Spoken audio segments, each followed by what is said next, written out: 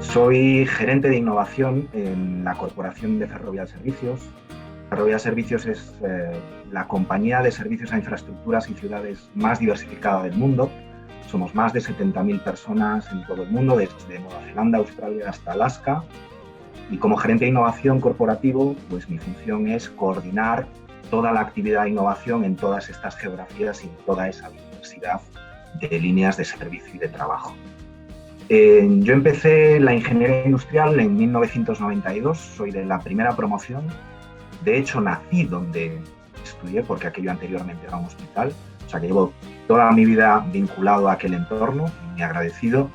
La ingeniería industrial y por extensión las enseñanzas técnicas y los grados y másters que se imparten en el campus industrial de Ferrol ofrecen un rigor técnico muy alto, de mucha calidad y una gran diversidad de áreas de conocimiento.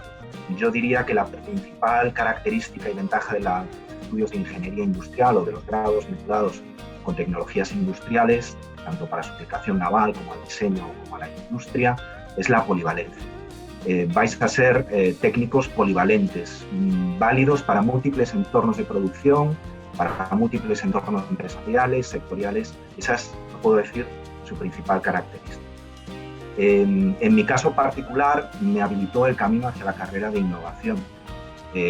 Además de alumno en el campus Esteiro, también fui profesor y fui investigador en uno de sus grupos de investigación. Grupos de investigación, como os decía, son excelentes y permiten pues esa conexión rápida entre el conocimiento de la universidad y las necesidades y las oportunidades que plantean las empresas.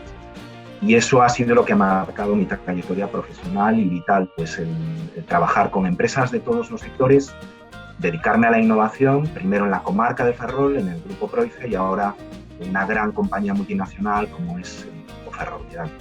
Destacaría, pues, si tenéis curiosidad, si os gusta la creatividad, la resolución de problemas, el conocer otras culturas profesionales, el conocer otras fórmulas de trabajo, los estudios industriales del campus pues, os habilitan en ese sentido de una manera pues, muy buena.